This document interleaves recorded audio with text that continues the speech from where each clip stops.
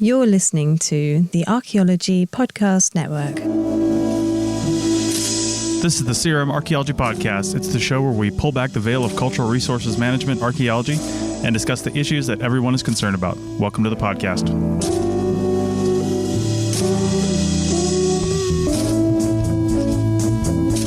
Hello and welcome to the CRM Archaeology Podcast, episode 296 for September 4th, 2024.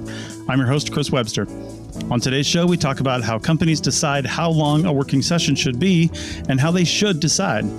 So, get your camping gear ready and your hotel points card because the CRM Archaeology Podcast starts right now.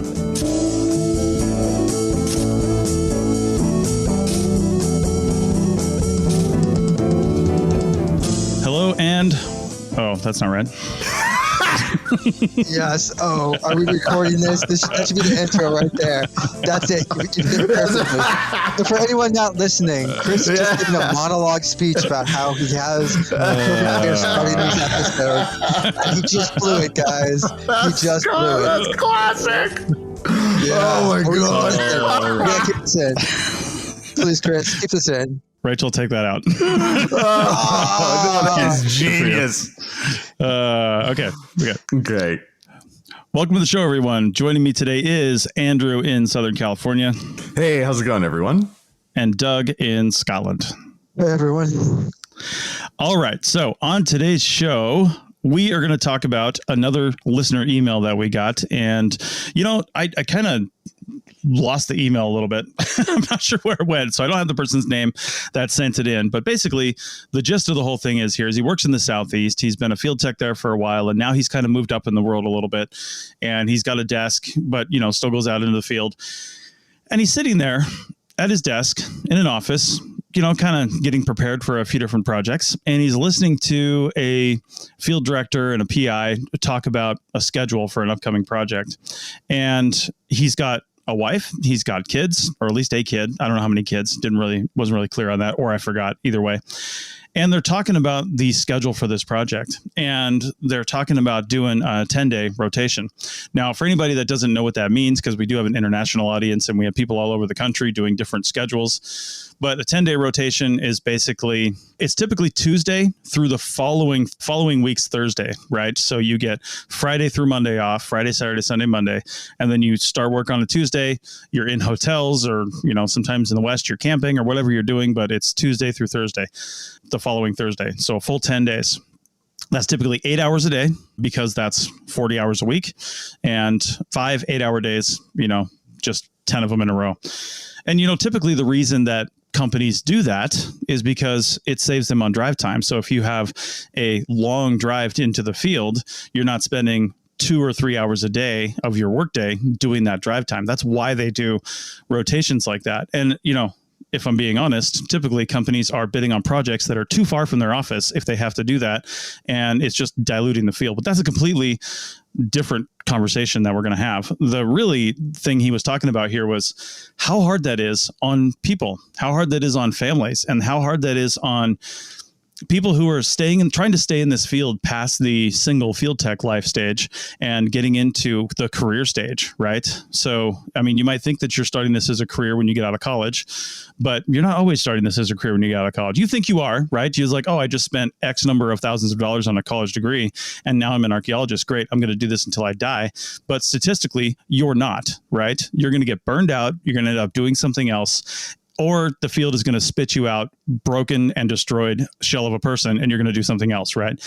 The reality is you're probably going to have to get an advanced degree to stay in this. There are some places in the country where you can stay a field tech with an undergraduate degree and, you know, I don't know about retire, if that's the right word in the traditional sense of the word, but you can definitely work for 20, 25 years doing this. But I mean, the reality, like I said, is you're probably going to, you know, end up wanting to do all the normal things that people want to do, have a spouse and a family and do those sorts of things. And then you've got to do these 10-day rotations, and that makes it really, really difficult.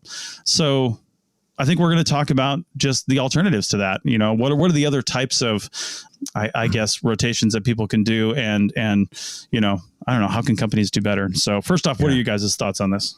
All right. So like first just on the 10-day rotation itself, like is that a good or bad thing? Yeah, we can talk because I did it, a few times. But like you said, Chris, it was in the early days when I was, a single young bachelor out in the West, and it was. Even then, I don't even know today what to say about it because I'm torn because part of it was good. Part of it, I do agree with the company in terms of like you're driving way out there. Like you said, it's because it's super far away from their offices or whatever. Let's say it's like a 6-hour drive and you drive out there. So that part is good. It is nice to not have to then drive back for some half a weekend. You get there on Saturday night and have to leave Sunday morning or something awful. So there was that. But then at the same time, for those of us who've done that, when you think on those 10-day rotations, when you're working on like day 8, you're like, oh my God, I need to take a break. It's those day 8s and 9s are tough. Yeah. So I'm torn. I kind of think I vote more towards trying to have a normal schedule at all costs, like when in doubt, not doing the 10-day thing. I don't know. I think that's where I stand. Doug? Yeah, a couple of comments. One is my 10 days when I did them were like actually a Monday through Wednesday. We didn't do a Tuesday, Thursday, which is slightly different. I feel like it gives you a little bit more of a weekend or a long weekend, and that after those 10 days you have a day or two to rest, and then you actually have a weekend before you head out back to the field. I'll also go slightly push back on like if you're bidding a little too far from your organization, if you're having to do stuff like that. I think that does happen. And I'll agree with Chris. That's rarely happens, but I'll agree with Chris. That definitely does happen. But sometimes it depends on your state. You can be in really remote stuff. And I mean, I've actually done camping because it's just so remote, especially if you end up in the West and you're doing like a BLM or forestry project where because they have basically a requirement to inventory all that the government owns. Some of that is really, really remote areas. Yeah, for sure. Where it's not actually that far from the office. Like if you're driving out there, it may be only like 100 or 50 miles from the office as the crow flies, but actually getting out there, can take forever because you're out on these tiny little dirt roads that basically take forever. Yeah. So I think it's a bit more mixed than that. I think I'm basically with Andrew in the sense of like, it wasn't too bad when you're single. Yeah. Mm-hmm. Oh yeah. And I also think it's probably not too bad depending on people later in life as well on, how you like to live. Yeah. Kids isn't for everyone, but even, some families with kids, it might be their thing. Mm-hmm. I think it's there, but I do think that it's a real problem in archaeology. There's actually not a lot of archaeology jobs, and especially if you're like in certain states, there's not a lot of jobs. So, I'd say there's not the opportunity a lot of times to be able to choose a different working pattern. Like you can't go for jobs that are just like the Monday through Friday. And I think that's probably a bigger problem, a bit more hurtful. It's not so much, I think it's not a bad thing that, we have different sort of working patterns where it's, Monday through Friday or, a 10-day. And that's not bad. And I've actually, so in the UK, there's a company who's experimenting with the sort of 4-day work week. And, that's a big thing right now. But and there's different ways of implementing that. There's some companies who are basically doing like, it goes down to 32 hours of work, just get more work done in those 32 hours. And some are doing like 10-hour days, basically. So you're just front loading 40 hours into 4 days as opposed to, 8-hour days. And there's different ways of doing that. And I don't know, your guys' opinions on those? I would just say the 10-day, and one more thing about the 10-day, sometimes it's not so bad if it's, the total job might be 2 rotations of 10 days or something, or 3 rotations of 10 days. So there can be an end point. You're not doing it forever. Mm-hmm. You might just be like, well, this month I'm burning this. And the other thing I noticed on those jobs that I was on is it was full of young people like myself And older people, like you were talking about, Doug, like who are either like retired, it's like a second career, like prime age individuals, as we say in archaeology, were underrepresented. You didn't see like the 35-year-old dad, they just weren't there because they couldn't be. Yeah.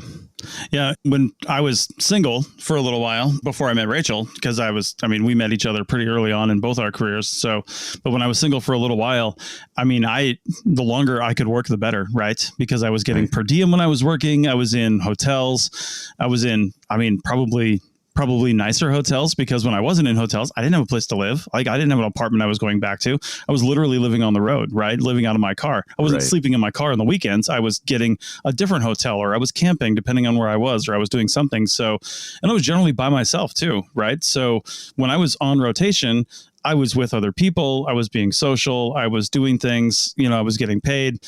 When I was not, it was, to be honest, depressing, and it was bad. And then when Rachel and I got together and we started working, when we first got together, she had an apartment actually, and she had a lab job, and she would go out occasionally. And then I started going out more. And then when we basically quit that job and we started working our way across the country, we were basically living out of our 4Runner and her car until we got the 4Runner for about 3 years as we moved our way west and then worked in the West before we kind of settled down in Reno and got an apartment.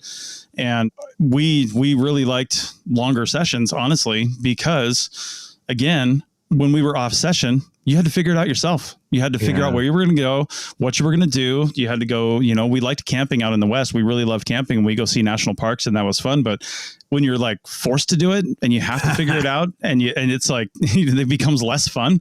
And we're kind of doing the same thing now as RVers, but it just, anyway, but there's other sessions. And that was one of the things we learned out West. There's other lengths of sessions you can do, and that can work. And there's advantages and disadvantages to it and things like that. And let's talk about that on the other side of the break. Back in a minute. College Savings Iowa is now iSave 529, and it can do more than take your child to college. It's their passport to a bright future, because funds can be used for K-12 tuition, trade schools, graduate degrees, books, and everything they need to get anywhere they want to go. Register by September 30th at iowa529contest.com for a chance to win a $5,290 contribution. iSave 529, for every child, for any adventure. O'Reilly. You need parts? O'Reilly Auto Parts has parts. Need them fast? We've got fast. No matter what you need, we have thousands of professional parts people doing their part to make sure you have it. Product availability. Just one part that makes O'Reilly stand apart. The professional parts people. O'Reilly Auto Parts.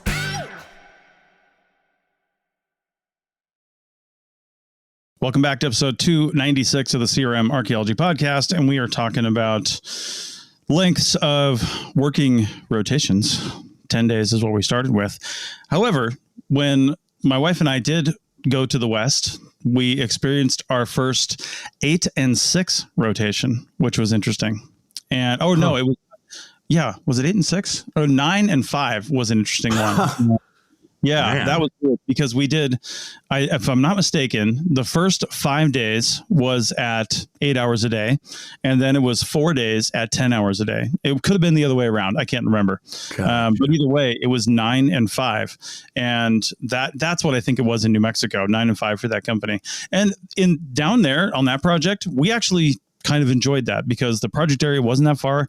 Well, it was a little bit ways away. So it wasn't actually a super long day. In fact, I think that's why they were doing a little bit longer days on part of it, was because we did have a little bit of a drive. So we wanted to get some work in, and there was a little bit of a hike to the site too. And there was just like a lot of factors at play there.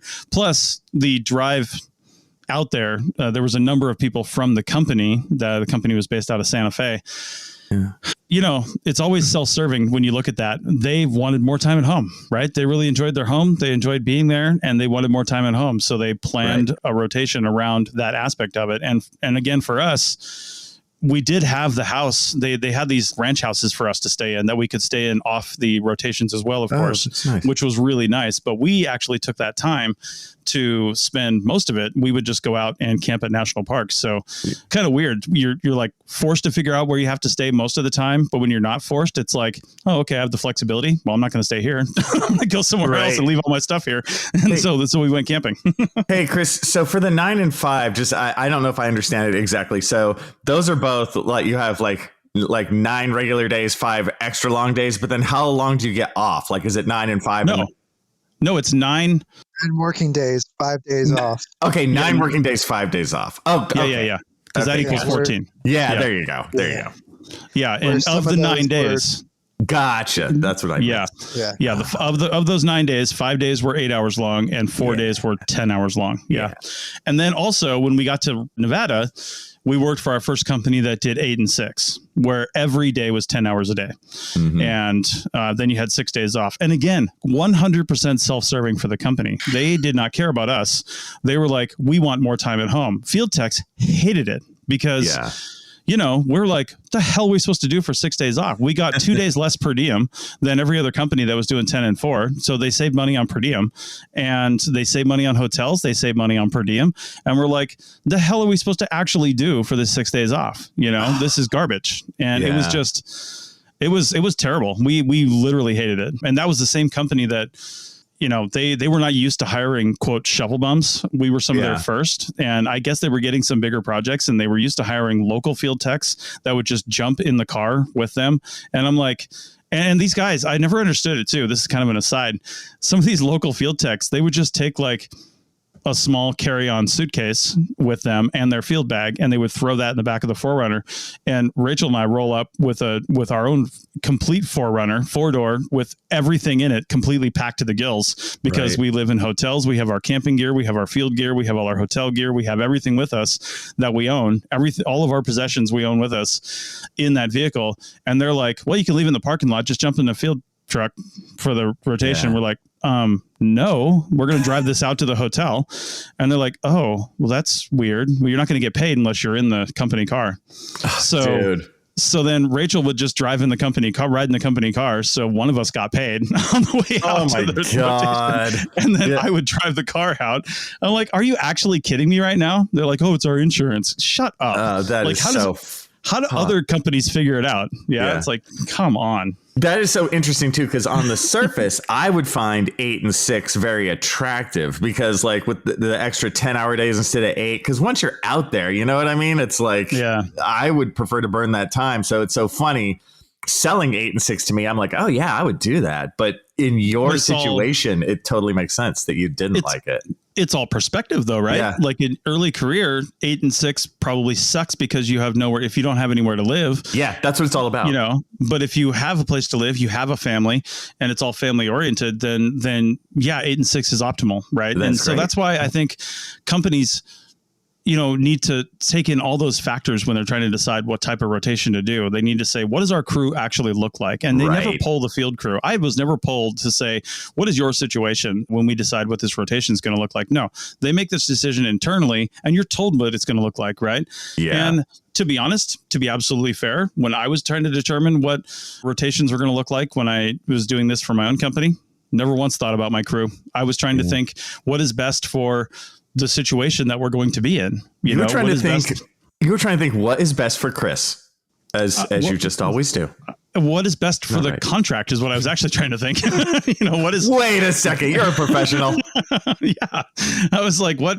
And I wasn't concerned with me, actually. I have no kids, Rachel would come down and visit sometimes. I didn't care if I was gone for 10 days. I wasn't trying to shorten it. I actually like being out in the field. I like staying in hotels and I like doing all those kinds. I mean, we live in an RV now. We love to travel. I've always loved to travel. So I wasn't concerned with a longer rotation. Right. And in fact, a lot of times, I never even went home on the 4 days, right? If we were gone, if we were far enough away, I would just stay out there. I'm really thinking about some of these longer projects like this big China Lake project we had where we actually had apartments rented for 8 months. We had these fully furnished apartments rented where you could just stay there. And sometimes like Rachel would come down or sometimes we meet halfway in Yosemite for the weekend or something like that, which was really cool. But yeah, anyway, I was trying to think that way, but I don't think companies think enough about the full picture. You know what I mean? I think this right here is actually fascinating and really important. You know, that something as simple as how you structure your work weeks, and your perspective, Chris, is just really awesome because you've been on both sides. You know what I mean? And just that nobody ever thinks of this, and how much smoother a project would ultimately run if this was actually considered and had some time focused on it. Well, it's not even just like the project, but I think it also sort of affects the wider profession and sort of the people we attract as well. Like most people, I could say this with really high confidence. Like if your employer, like 99% of the time, you never stop to think about any of your actions and what sort of workplace that's building. I mean, you'll see a lot of employers talk about these things, about these initiatives, and some of them mean really well by it. They definitely do. And some it's just, that normal corporate bullshit of let's look like we care, but we don't actually care sort of stuff. But for the most part, no one actually sits down and thinks like, yeah, if we have our offices open from 9 to 5, what sort of people do we attract? If this job is full-time versus part-time, what sort of people do we attract? And these various things. And yeah, I do wish people would spend more time. I say this as someone who probably should as well, actually thinking about it. And I guess you see these sort of complaints from people being like, oh, so-and-so, field techs aren't what they used to be back in my day, yada, yada, yada. But, some of that is like, who do you want to attract? Do you want to have a crew of just like, 20-year-old single people, or people who are, second career retired? Or do you want to have a crew that maybe has, 10, 20 years of experience for each person, but you've built it differently because, they can get home to pick up their kids from school, or they can, drop off their kids or stuff like that. I mean, there are some. So the UK is a little bit different in that, you definitely have a radius because you really, unless you're like some of the Central Belt organizations going up into the Highlands, it's all local. Like there's a quick radius. Like you don't usually pay for hotel and stuff like that in the UK because, there's the density is so much higher. You just don't have that effect. And you really just can't afford to win a bid if someone's, 2 miles from the site and you're 100 miles away and having to ship out your crew and stuff like that. It rarely happens. But there's in that sort of, it tends to be much more traditional 9 to 5. There are some companies who basically start at like 6 a.m. And that is mainly because so people could split it up. So, you start at 6, you're done early enough to go pick up your kids from school. Right. And there are some companies that do try to do that. It's a bit harder in the States with the vastness of the size, but that was a company that did that because they very specifically wanted to target people with families. And it'd be great if there's a little bit more thought thinking about those different things that went into when people were scheduling. But there's also other considerations that go in as well, costs and whatnot. That kind of project planning is, I think, what I want to wrap this up with on the third segment. So let's do that on the other side of the break. Back in a minute. College Savings Iowa is now iSave 529, and it can do more than take your child to college. It's their passport to a bright future because funds can be used for K-12 tuition, trade schools, graduate degrees, books, and everything they need to get anywhere they want to go. Register by September 30th at iowa529contest.com for a chance to win a $5,290 contribution. iSave 529 for every child, for any adventure. People are driven by the search for better. But when it comes to hiring, the best way to search for a candidate isn't to search at all. Don't search, match with Indeed. The hiring process can be slow and overwhelming. Simplify hiring with Indeed. Indeed is your matching and hiring platform. With over 350 million global monthly visitors according to Indeed data, and a matching engine that helps you find quality candidates fast. Ditch the busy work. Use Indeed for scheduling, screening, and messaging so you can connect with candidates faster. Join more than 3.5 million businesses worldwide that use Indeed to hire great talent fast. Listeners of this show will get a $75 sponsored job credit to get your jobs more visibility at Indeed.com/PODKATZ12. That's Indeed.com/PODKATZ12. Terms and conditions apply. Welcome back to episode 296 of the CRM Archaeology podcast. And we're wrapping up this discussion on the length of your working rotations, your 10 days, your 9-6, your 9-5, your 8-6, your 10-4-3-2-1. I don't know. You're 25 or 6 to 4s. I don't know what it is. You're just throwing out random numbers. I know. I'm pretty sure I just threw in a Chicago song. But anyway, your 865-309s. So anyway, so I really think that it would behoove a company, right? And I really like somebody to write in or leave a comment or something if you know of a company that's actually doing this, and possibly they are. I have a feeling the motivation is different when you see posts that say job postings that say locals only, because you do see that. I have a feeling they underbid the project and they don't have the per diem to pay. But when they say locals only, that's my assumption. But maybe they are looking for a crew that is willing to do something like an 8-6, or maybe they're 9-5, or, they're not going to get hotels or something. And they just want more of that kind of a feel, right? They just want people who don't have to have accommodation paid for, right? So they're not going to do that. And it more likely is the project is just simply not going to pay for it anyway, because it is a local project.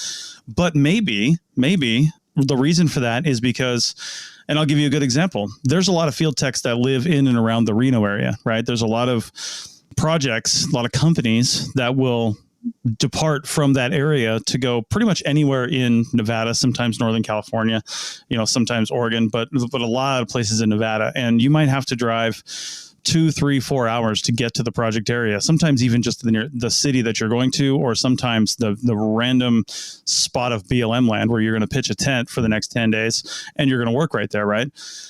Now, in those situations, if all of your field techs actually live in the Reno area, then an 8 and 6 would probably be optimal, right? Mm-hmm. Because while you are going to get paid less per diem, that kind of sucks, right? You're going to get 2 days less per diem. Everybody knows that.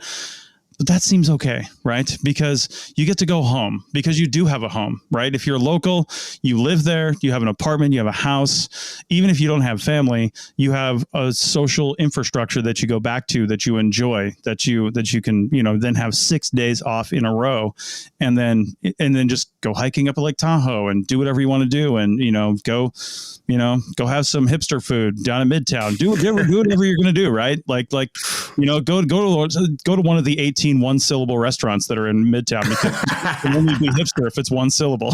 Yeah, that's right.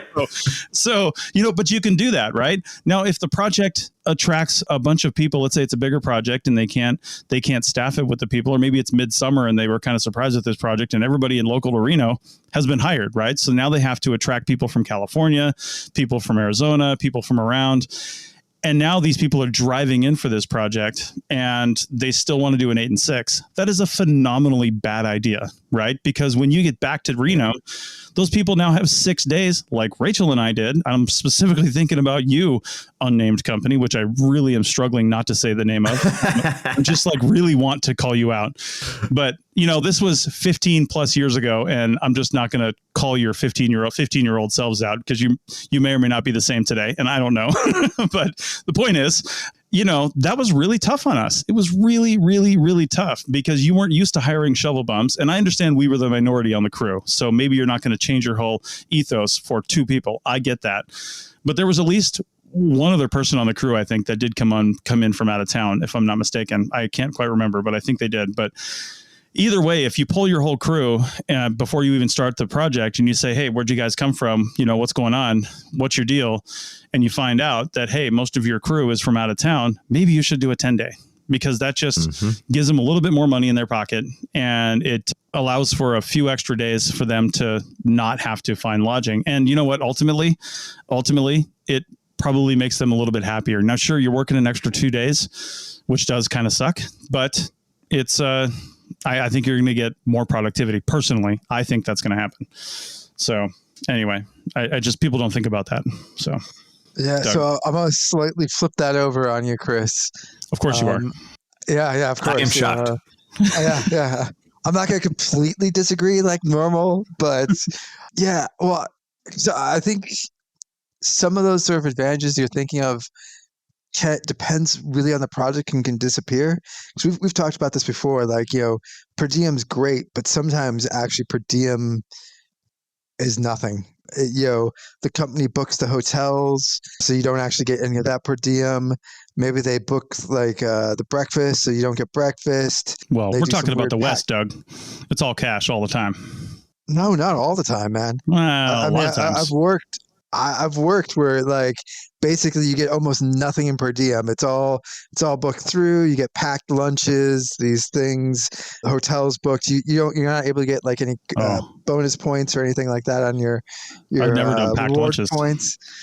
Yeah, I mean, like there's different ways of doing it, and so like there could be that, or like you can also be camping as well. So like 10 days of camping, because I've done that. It can be really rough. Oh, yeah. Like Yes.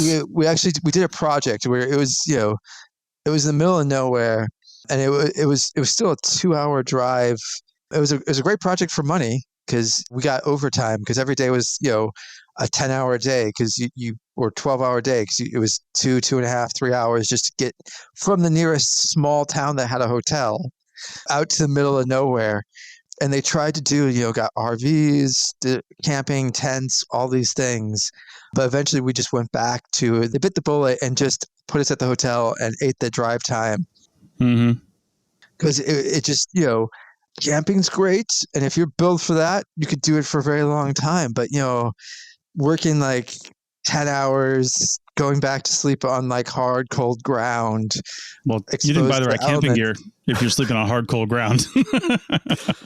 Yeah, but I feel like, the whole camping thing, I kind of agree with Doug. I hate the whole camping thing. And you're like, oh, Mr. Belize, jungle camper. You hate camping? Yes, I do. And I feel like if I've done a really hard, long day, which so much of CRM is, camping is work, to me. And I'm like, when I'm done working, I don't want to work more. I just want to go somewhere and sit down, So I always find the camping situation tough. I want to shovel bum on a camping project for next summer, just on a lark, just as a field tech, and bring my RV. I just want to roll up 35-foot Class A. You have to do this. To the site. You have to do this. Please do this, Chris.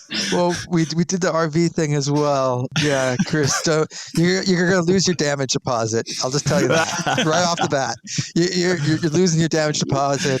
It's gonna you're gonna be driving along. Yeah. You're gonna have those nice little stripes along from all the tree branches just ripping out the paint. Yeah. It's gonna be wonderful. But yeah, I don't know. There's that, but like also, some people double up jobs or have other things. So like 6 days off if you're doing sort of maybe some freelance stuff on the side for other things, it can be actually quite helpful. Yeah. But again, I think this goes back to our whole thing. Is like, the schedule can actually sort of attract different crowds of people who will be attracted to different types of jobs.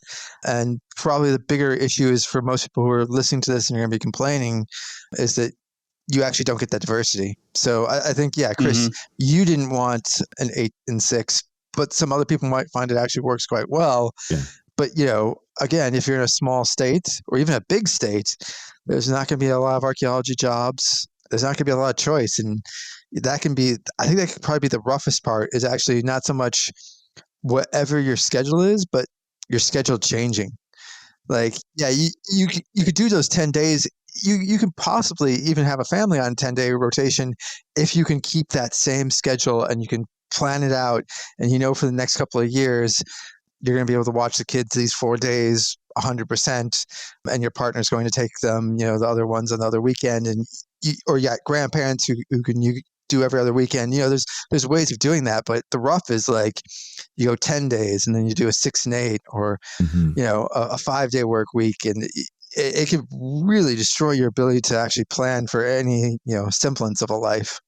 But yeah, Doug, you bring up the sort of art and science of the side hustle. And I think that's a super important point. I could see in the future something like an 8 and 6 being more and more popular because you have that open time for that other job, because I mean, that's how everything has gone and is going.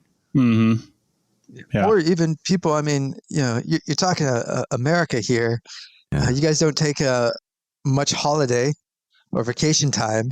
But, like you could actually 6 days is a solid time off. Yeah, it's good. If you actually have some money or, you are just doing that RVing or the sleeping, we've talked about how you can convert a truck to, semi camper van ish setup. And there's a lot of different setups you could do.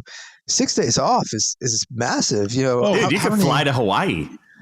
Yeah. Go to Hawaiian vacation. How many Americans don't get me wrong. actually could say they get 6 days off and actually take it? Right. Don't get me wrong. If you do it, I mean, if you've got the right situation, it's a freaking dream, right? Yeah. It's an actual dream to have that kind of time. It's just that the whole point of this whole thing is that companies aren't being cognizant of the needs and desires and situations of their crew and actually asking them, like, what is your situation? Right. And I think to wrap this whole thing up, you're never going to make everybody happy. So it's a mixture of people taking jobs based on a faithful representation of the job description and saying, listen, here's the deal. We're doing this. We're doing, 8 and 6, we're doing 9 and 5, we're doing 10 and 4, here's your per diem, here's what you're going to get. Don't take that job if that doesn't fit what you need. I mean, obviously if you just need the money and you don't have a choice, take it, but don't complain about it because, you took the job. So it is what it is. I would say just a slight complaint on my side is it'd be great if job adverts actually included that information. For sure. I've looked at so many and it's one of those where you've applied, they're like, yeah, you got the job. And you're like, yes. And then you're like, so what are the details? And they're like, welp, I need you on site in 2 hours and we're doing a 10 and 4 and something like that. And you're like, actual garbage. Yeah. Yeah. It's terrible. There's a lot of things that are sort of not put in job adverts. I know. Because, they want to get people in, but I think it's a waste of everyone's time, including employers. Yeah. You're calling up and then you've hired someone and they're like, actually, no, dude, I can't do a 10 and I have kids. I can't do a 10 and 4. And so you've just spent all that time hiring, maybe interviewing them, all that stuff. And it's all blown. So I think, more upfront in your job adverts would go a long way. I've never understood why our Joe Brandon didn't have a form for people to fill out to submit jobs that had required fields. I actually I have drafted pages for starting a competing service to shovel bums on, I don't know, the old Team Black website, maybe the APN website or something. I never really brought it to fruition just because I didn't have the time and resources to really do it. But I really thought about it for a long time and I drafted these pages and they have required fields. And it's just you can't submit this job unless you have this information. And if it doesn't actually fit that job, you have to say it doesn't fit this job, right? We're not doing this. But every job has some kind of a rotation. If it's 5 and 2, every job has that, right? At least. Yeah. So, Wait, there is something that fits. What is this 5 and 2 you talk of? That sounds amazing. I know you're at a community college. It's 2 and 7 or something. Dude, I don't even know what it is. It's completely odd. We can't even bring that up. My actual schedule is freaking weird. It's 1 and 3 and 2 and 9. It just depends on the week. It's completely all over the place. Exactly. But I think Doug, I think you said it earlier, is that, some people say they don't make field techs like they used to. And as an extreme example of that, I'm almost done with it right now because I feel like I read this a long time ago, but I just picked it up again because of where we were in Connecticut and Massachusetts, Rhode Island, that whole area. But I read it. I'm reading it, listening to the audiobook while I drive, In the Heart of the Sea by Nathaniel Philbrook, which is about the tragedy of the whaling ship Essex, which got hit by a sperm whale, which was the impetus for Moby Dick. But they're just talking a lot about whaling in the early 1800s. These whaling field techs, if you will, would go out for 3 to 4 years at a time and then come back for 3 months and then go back again. That was their career. They would only be home for 3-4 months and then head right back out on another whaling ship and be gone for another 3 to 4 years. And they had families. You're saying they were doing a 7/20/120. Yeah, exactly. What they were doing. Exactly. Yeah. It was terrible. Yeah. We're complaining about this. And I know. The 300, 3000 or something like that. Exactly. The 9720. Oh my God. The 90-1400. Yeah.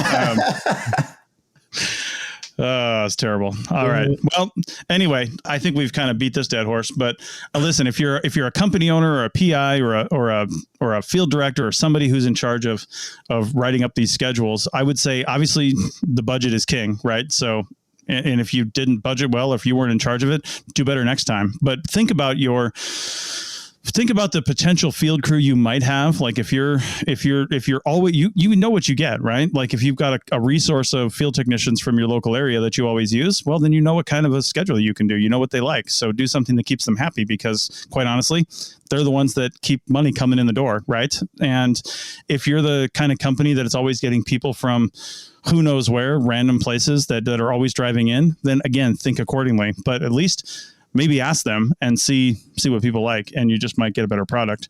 And if you're a field tech listening to this, well, there's a lot of jobs out there these days. And if you are willing to drive, then you can probably get something that's more favorable to what you want if you just look out there and try to get those things. And if you want to stay local, if you want to have a family, if you want to have a house, then maybe try to, if you're flexible and you can move and you're not committed to one area for whatever reason, which isn't usually the case for a lot of people, and I totally understand that, but try to find some place that maybe has a lot of companies like Reno, or Southern California has a lot of CRM companies. The Bay Area has a lot of CRM companies. There's places in the South, if you like that environment. I don't know who does and why, but if you want to live over there, there's places that have a lot of CRM companies. But live somewhere with a high density of CRM companies, so you have a high density of work available, and then you might not have to move as much. So, all right, any other final comments from you guys? No, I'm going to go on I'm good. and say I totally agree with you, Chris, and good way to end it. All right. Well, with that, thanks a lot, guys, and we will see you next time. That's it for another episode of the CRM Archaeology Podcast. Links to some of the items mentioned on the show are in the show notes for this podcast, which can be found at www.arcpodnet.com/CRMArcPodcast. Please comment and share anywhere you see the show. If you'd like us to answer a question on a future episode, email us. Use the contact form on the website, or just email chris@archaeologypodcastnetwork.com. Support the show and the network at arcpodnet.com/members. Get some swag and extra content while you're there. Send us show suggestions and interview suggestions. We want this to be a resource for field technicians everywhere, and we want to know what you want to know about. Thanks to everyone for joining me this week. Thanks also for the listeners for tuning in, and we'll see you in the field. Goodbye. See you guys next time. Doug's out on a 10-day. I don't think he's going to do it. Yeah. I think he's on a whaling ship. He might be. My so. intro is a 45 and 5. Yeah, we wait 45 seconds and then I give a 5 seconds. Yeah. Goodbye, everyone.